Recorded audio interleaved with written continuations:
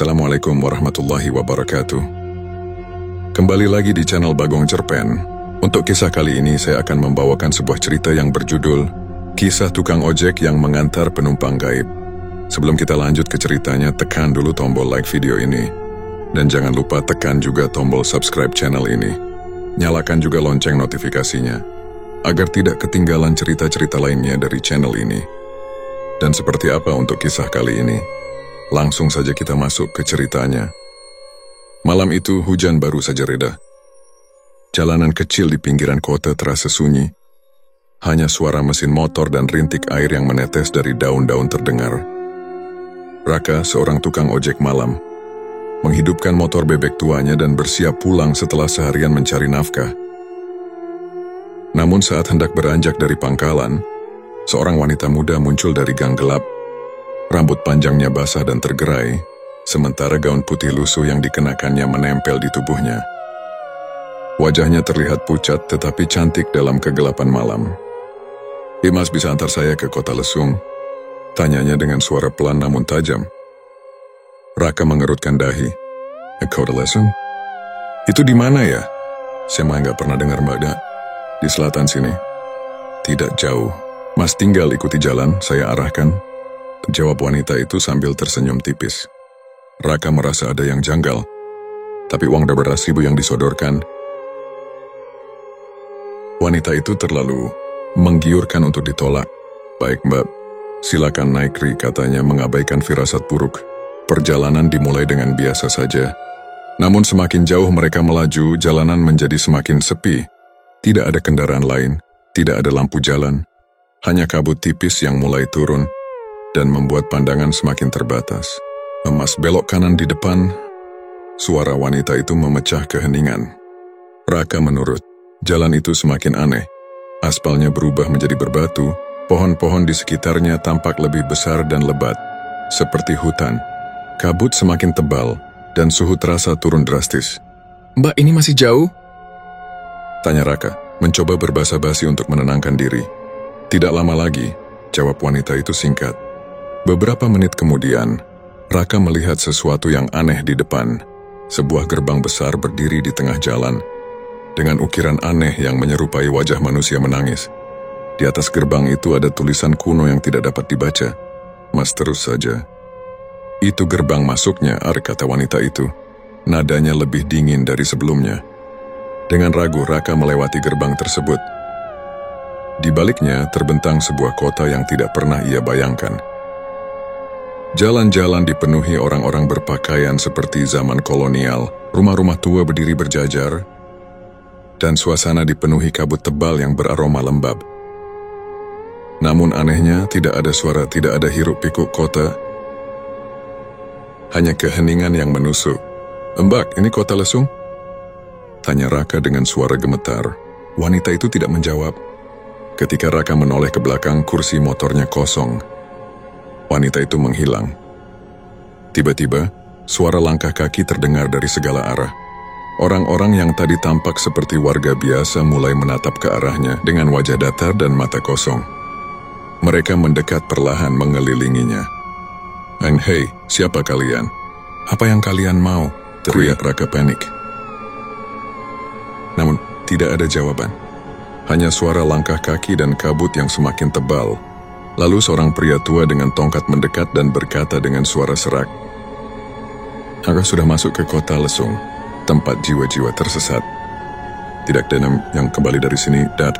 Raka menelan ludah, tubuhnya gemetar. Suara pria tua itu menggema di telinganya. "Kota Lesung? Jiwa-jiwa tersesat?" gumamnya dengan napas terengah. Orang-orang yang mengelilinginya mulai merapat. Langkah mereka lambat namun pasti. Raka bergegas memutar motor dan memacu gasnya, berharap bisa kabur dari tempat aneh ini. Namun jalan yang ia lalui tadi kini hilang, digantikan oleh ganggang sempit yang bercabang tanpa ujung. "Ini mimpi, ini pasti mimpi," bisiknya, mencoba meyakinkan dirinya sendiri. Ia terus melaju, namun setiap belokan membawanya kembali ke titik yang sama, yang gerbang besar dengan ukiran wajah menangis. Hanya saja kini gerbang itu terbuka lebih lebar, seakan memanggilnya masuk lebih dalam. Tiba-tiba, suara perempuan tadi terdengar di telinganya, meski tak ada siapa-siapa di belakang. Kamu tidak bisa pergi begitu saja. Mas, sudah terlanjur masuk, kamu harus menyelesaikannya. Raka menghentikan motornya mencoba bernapas di tengah kabut yang semakin tebal. Menyelesaikan apa? Apa maksudmu? Teriaknya ke udara. Suara itu kembali terdengar, kali ini lebih dekat. Setiap jiwa yang masuk ke kota Lesung harus membayar dengan sesuatu. Kalau tidak, kamu akan jadi bagian dari kami. Raka merasakan angin dingin menyentuh lehernya, membuat bulu kuduknya berdiri. Lalu, sosok perempuan tadi muncul di depannya. Berdiri di tengah jalan dengan senyum yang tidak lagi terlihat ramah. Kau harus memilih, Mas. Jiwa orang lain atau jiwamu sendiri, Dado. Apa maksudmu? Raka berteriak panik. Perempuan itu mendekat. Wajahnya yang tadi pucat berubah menyeramkan. Matanya kosong. Mulutnya terbuka lebar hingga rahangnya tampak patah. Bawa aku penumpang lain. Seseorang yang bisa menggantikanmu. Kalau tidak, kamu akan tinggal di sini selamanya. Raka terdiam, keringat dingin bercucuran. Ia memutar otak, ini gila. Ia bukan pembunuh, tapi jika ia tidak menurut, ia akan mati di kota aneh ini. Bagaimana caranya keluar dari sini? Tanyanya dengan suara bergetar. Perempuan itu kembali tersenyum. Kini terlihat seperti manusia lagi. Andai ambil jalan lurus ke depan. Aku akan memberimu waktu. Tapi ingat, kamu harus kembali ke sini sebelum matahari terbenam dengan seseorang. Kalau tidak, gerbang akan tertutup selamanya. Tanpa berpikir panjang, Raka memacu motornya ke arah yang ditunjukkan. Jalan itu terasa seperti tidak berujung, tapi perlahan kabut mulai memudar. Tiba-tiba, ia menemukan dirinya kembali di jalan yang ia kenal, jalan kecil di pinggiran, kota tempat ia biasa mangkal. Namun perasaan lega itu segera sirna ketika ia melihat jam di ponselnya. Sudah pukul 3 pagi. Waktu berjalan lebih cepat di kota Lesung. Bagaimana aku bisa membawa orang lain? Apa yang harus aku lakukan, Mal? Pikir Raka. Terjebak dalam dilema moral yang mencekam, Raka duduk di atas motornya, tangannya gemetar. Suara perempuan itu masih terngiang di telinganya, menggema seperti mantra. Jiwa orang lain atau jiwamu sendiri? Tak. Waktu terus berjalan, dan Raka merasa seperti tikus yang terjebak dalam perangkap.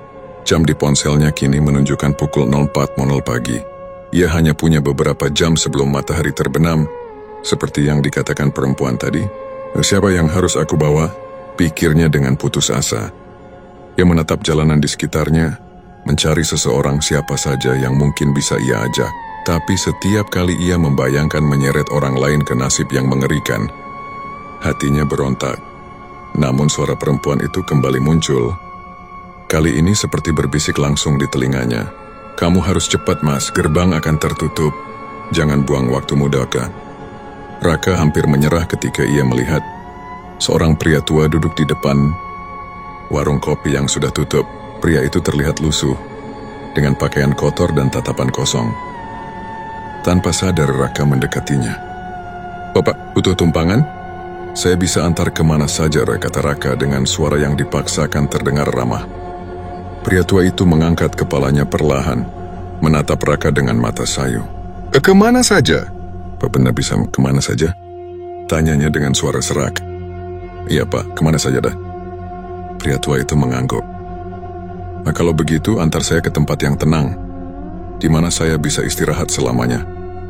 Raka terdiam, merinding mendengar kata-kata itu. Namun pikirannya bergejolak.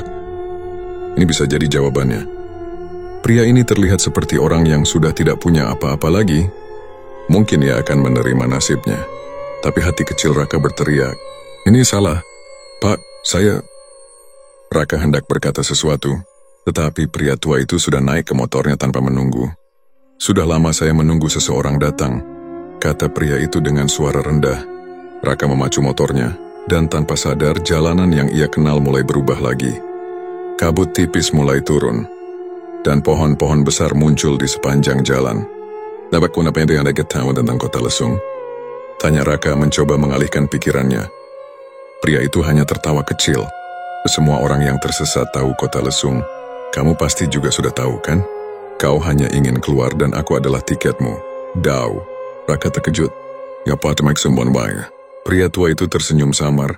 Matanya yang tadi sayu kini terlihat tajam dan penuh misteri. Kau pikir aku tidak tahu? Kau sedang membawa aku untuk diserahkan, kan? Untuk menyelamatkan dirimu. Raka terdiam, tubuhnya terasa kaku. Bagaimana dia tahu? Pikirnya. Pria itu melanjutkan, tapi tidak apa-apa. Aku memang sudah menunggu ini. Hidupku sudah lama tidak berarti. Kalau jiwaku bisa membebaskan seseorang, mungkin itu cukup bagiku. Raka merasa dadanya sesak. Perjalanan ini semakin menyeretnya ke dalam dilema yang tidak tertahankan. Motor terus melaju dan akhirnya gerbang besar kota Lesung muncul lagi di depan mereka. "Hedasyo mas, ini tujuan akhirku," kata pria tua itu, turun dari motor. Namun sebelum pria itu melangkah masuk, Raka berteriak, "Rein, tunggu. Tidak ada yang pantas mengalami ini, Pak.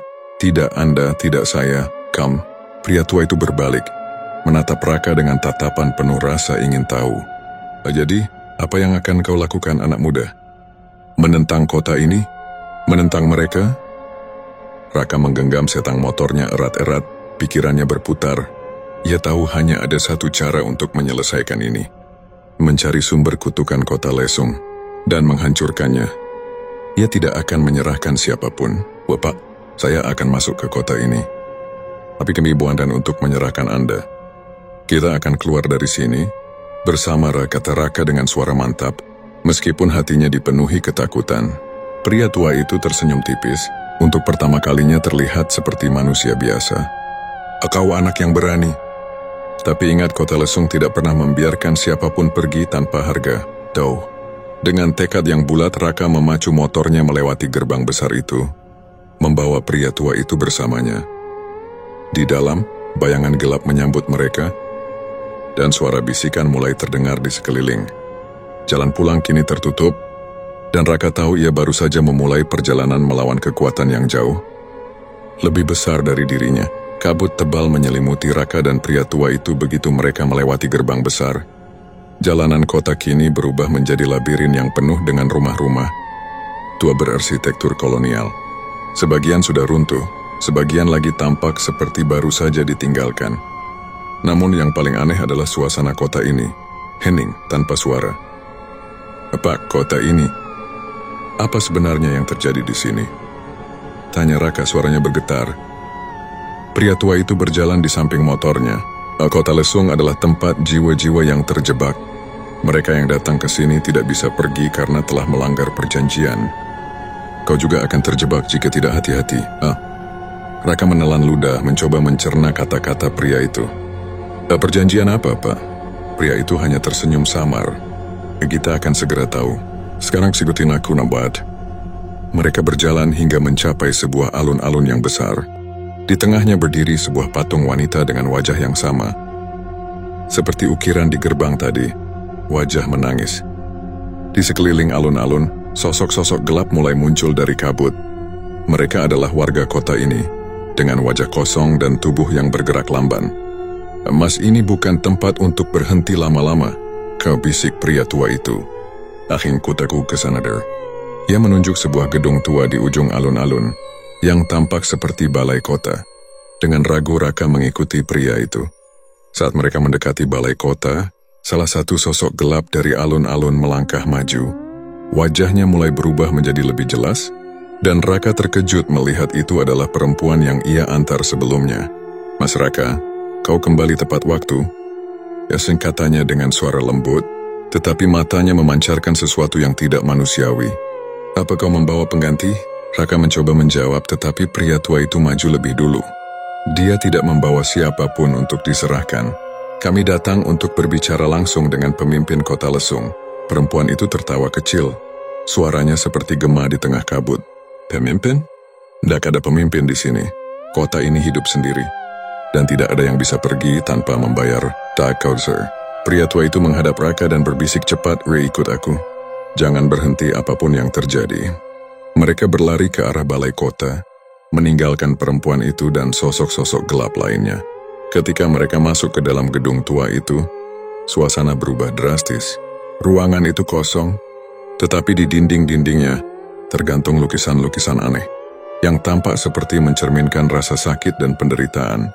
Pria tua itu berjalan ke tengah ruangan, di mana ada meja bundar besar dengan sebuah buku tebal di atasnya.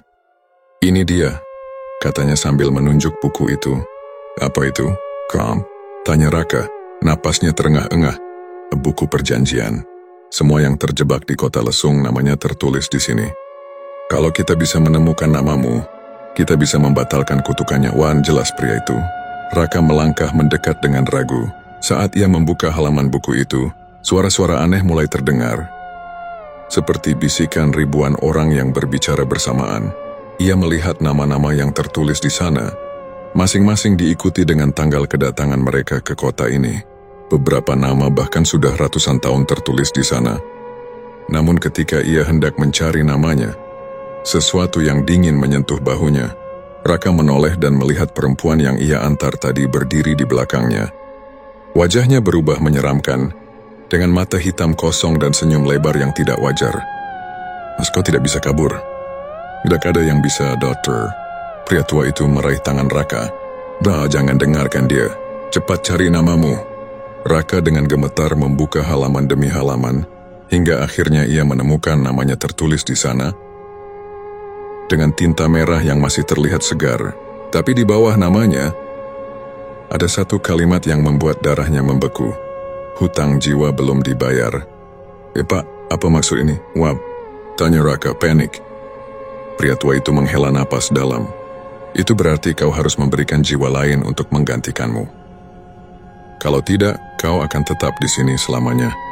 Raka menggenggam kepalanya, berjuang melawan rasa putus asa. Tapi lalu ia teringat sesuatu. "Bagaimana kalau aku menghancurkan buku ini? Bukankah itu akan membebaskan semua orang?" Pria tua itu terkejut, tetapi sebelum ia bisa menjawab, perempuan itu tertawa keras. "Coba saja, Mas. Tapi ingat, setiap tindakan ada konsekuensinya. Kalau kau menghancurkan buku ini, kau mungkin membebaskan semua jiwa di sini, tapi kota ini tidak akan pernah membiarkanmu pergi." Raka terdiam dikelilingi oleh pilihan yang mustahil. Ia hanya punya waktu sampai matahari terbenam, dan satu-satunya cara untuk menyelesaikan ini adalah mengambil risiko besar. Raka berdiri di tengah ruangan dengan tangan gemetar, menatap buku besar di hadapannya. Bisikan-bisikan dari halaman buku itu semakin keras, seolah mencoba mempengaruhi pikirannya.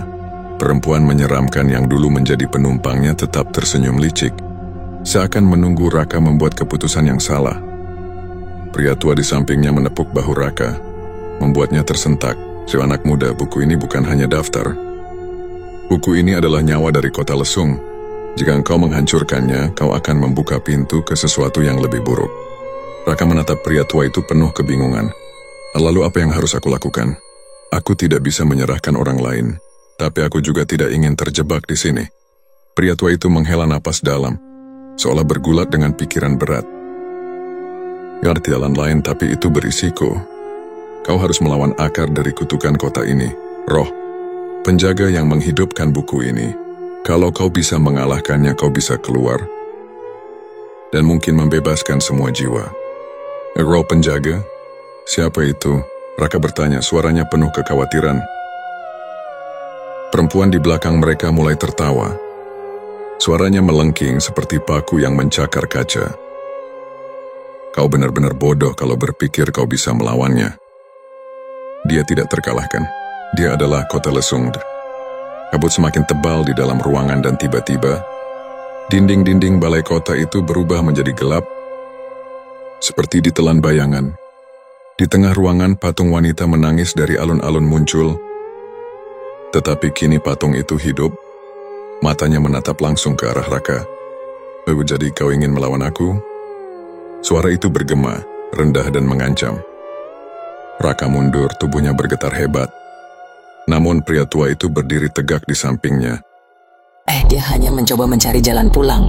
"Kau tidak berhak menahannya di sini," teriak pria itu. Patung wanita itu tertawa, dan tubuhnya mulai pecah menjadi serpihan kabut hitam yang membentuk sosok raksasa dengan wajah yang sama. Tangannya yang seperti bayangan menjulur ke arah Raka. "Tidak ada yang pergi dari kota lesung tanpa izin dariku." Raka sadar bahwa dia tidak punya banyak waktu. Bagaimana aku bisa melawannya?" tanyanya kepada pria tua itu. Pria tua itu menggenggam tongkatnya erat-erat. Roh penjaga itu terikat pada buku ini. Jika kau bisa menulis ulang namamu di buku ini dan menghapus kalimat tentang hutang jiwamu, kau akan memutus ikatannya. Tapi untuk itu kau harus mendekati buku itu dan bertahan dari serangannya. Raka mengangguk meskipun hatinya dipenuhi ketakutan. Tiada punya pilihan lain. Baik, saya mandakan Pel lakukannya ada. Saat roh penjaga melancarkan serangan dengan tangan kabutnya, Raka berlari menuju meja bundar di tengah ruangan. Namun ruangan itu mulai berubah seakan ingin menjebaknya. Lantai di bawahnya bergelombang seperti air, dan bayangan-bayangan mencuat dari kegelapan, mencoba menariknya masuk. Fokus, anak muda! Jangan berhenti! Teriak pria tua itu sambil memukul bayangan-bayangan dengan tongkatnya. Raka berhasil mencapai meja. Tangannya gemetar saat ia meraih pena yang tergeletak di samping buku itu. Tetapi begitu ia menyentuh pena tersebut, rasa sakit luar biasa menjalar di tangannya. Bisikan dari buku itu semakin keras seolah mencoba menghentikannya. Tulis namamu cepat. Teriak pria tua itu. Dengan sekuat tenaga Raka menulis ulang namanya di buku itu. Namun ketika ia hendak menghapus kalimat tentang hutangnya, roh penjaga menerjang ke arahnya. Tubuhnya seperti badai bayangan. Kau tidak akan beras. Suara roh itu menggema di seluruh ruangan.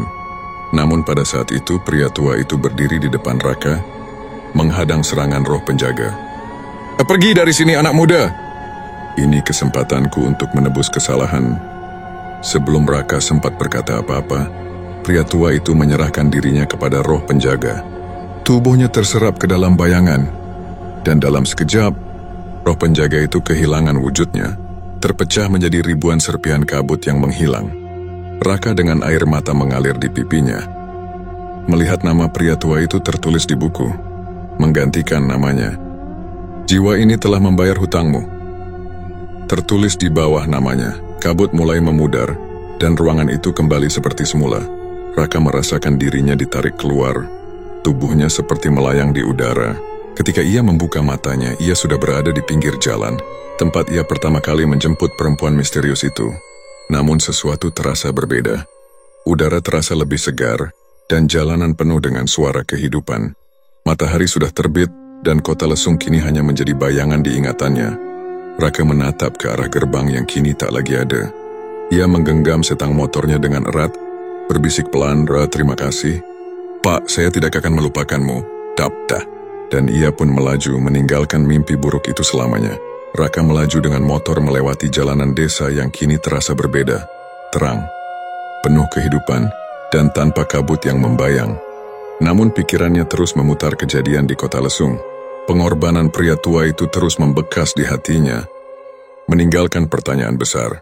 Siapa sebenarnya dia? Dan apa hubungannya dengan kutukan kota lesung? Saat Raka tiba di kota asalnya, ia memutuskan untuk berhenti sejenak di sebuah warung kopi di pinggir jalan. Ia membutuhkan waktu untuk menenangkan pikiran dan memahami apa yang baru saja ia alami. Mas, kelihatannya capek banget, Heri, ujar seorang pelayan warung dengan ramah. Raka tersenyum tipis. Iya, perjalanan tadi berat banget. Sambil menyesap kopi, pandangannya tertuju pada koran lokal yang tergeletak di meja. Ada satu artikel yang menarik perhatiannya. Judulnya berbunyi, Hal Legenda Kota Lesung, Kutukan yang Tak Pernah Berakhir Grad. Raka segera mengambil koran itu dan membacanya. Artikel tersebut menceritakan tentang sebuah kota gaib bernama Kota Lesung yang konon menjadi tempat berkumpulnya jiwa-jiwa terkutuk. Salah satu kisahnya adalah tentang seorang pria tua, mantan kepala desa yang pernah membuat perjanjian dengan entitas gaib untuk menyelamatkan desanya dari wabah penyakit puluhan tahun lalu. Namun perjanjiannya memiliki harga. Ia harus menyerahkan jiwanya dan jiwa para penduduknya sebagai imbalan. Raka tercekat. Deskripsi dalam artikel itu cocok dengan pria tua yang menemaninya di kota Lesung. Jadi dia dulu kepala desa itu? Bisik Raka pelan. Artikel itu berlanjut, menjelaskan bahwa meskipun pria tua itu telah menyerahkan dirinya, kota Lesung tetap ada, sebagai akibat dari kontrak gaib yang belum sepenuhnya dihancurkan. Buku perjanjian yang dipegang oleh roh penjaga adalah sumber kutukan kota itu. Selama buku itu masih ada, kota lesung akan terus memakan jiwa-jiwa yang tersesat. Raka menutup koran itu dengan rasa gelisah. Pengorbanan pria tua itu memang menyelamatkannya. Tetapi kutukan kota lesung belum sepenuhnya berakhir. Ia menyadari bahwa tanggung jawab ini sekarang ada di pundaknya. 3 bulan kemudian, Raka kembali ke desa tempat gerbang menuju kota lesung pernah muncul. Ia kini lebih siap, membawa alat-alat dan informasi yang dikumpulkannya dari berbagai sumber, termasuk orang-orang yang mengaku pernah mendengar tentang kota itu. Tujuannya jelas, menghancurkan buku perjanjian dan mengakhiri kutukan kota lesung untuk selamanya. Saat malam tiba, kabut tipis mulai turun, dan jalanan desa perlahan berubah seperti sebelumnya. Namun kali ini Raka tidak gentar. Ia telah mempelajari bahwa buku itu tidak bisa dihancurkan dengan cara biasa. Ia harus membawanya ke sumber kutukan, yaitu altar tua yang tersembunyi di pusat kota lesung, dan membakarnya di sana. Setelah kembali melewati gerbang kota, Raka disambut oleh suara bisikan, dan sosok-sosok bayangan yang mencoba menghalanginya. Tetapi ia terus maju, dengan tekad bulat untuk menyelesaikan apa yang pria tua itu mulai. Di tengah perjalanan, sosok perempuan yang pernah ia antar muncul lagi, kali ini dengan wujud yang lebih menyeramkan. "Kau kembali? Kau benar-benar bodoh," katanya, suaranya menggema di seluruh kota. Raka tidak memedulikannya. Ia melaju ke alun-alun, di mana patung wanita menangis masih berdiri. Di bawah patung itu, ia menemukan altar tua yang disebutkan dalam legenda. Namun sebelum ia bisa mendekati altar, roh penjaga muncul lagi. Kali ini dalam wujud yang jauh lebih besar dan menyeramkan. "Kau tidak akan menghancurkan buku ini," teriak roh itu, menghempaskan angin kencang ke arah Raka. Raka terlempar, tetapi ia segera bangkit. "Aku tidak takut padamu lagi," teriaknya. Ia mencabut obor yang telah disiapkannya dan menyalakannya dengan cepat. Saat roh penjaga melancarkan serangan terakhir, Raka melemparkan buku perjanjian ke atas altar dan membakar buku itu dengan api obornya. Api itu menyala terang, lebih besar dari yang ia bayangkan, seolah-olah menyerap semua energi kegelapan kota itu. Roh penjaga berteriak kesakitan, tubuhnya yang seperti bayangan mulai hancur menjadi serpihan-serpihan, kecil hingga akhirnya menghilang sepenuhnya. Perlahan kota lesung mulai runtuh. Rumah-rumah tua ambruk, kabut menghilang, dan sosok-sosok bayangan berubah menjadi cahaya. Terbang menuju langit malam. Jiwa-jiwa yang terperangkap akhirnya bebas. Di ujung perjalanan, Raka terbangun di tempat yang sama seperti sebelumnya. Pinggir, jalan tempat ia pertama kali bertemu perempuan gaib itu. Namun kali ini udara terasa damai, tanpa tanda-tanda kota lesung. Ia tahu kutukan itu telah berakhir. Ketika ia bersiap untuk pergi, angin malam berhembus lembut, membawa suara samar pria tua itu. "Terima kasih, anak muda. Kau telah mengakhiri penderitaan kami." Raka tersenyum tipis menatap ke langit yang cerah. Ia tahu bahwa pria tua itu, bersama semua jiwa yang terperangkap, kini telah menemukan kedamaian. Ia menyalakan motornya dan melaju pulang, meninggalkan bayang-bayang kota lesung di belakang selamanya.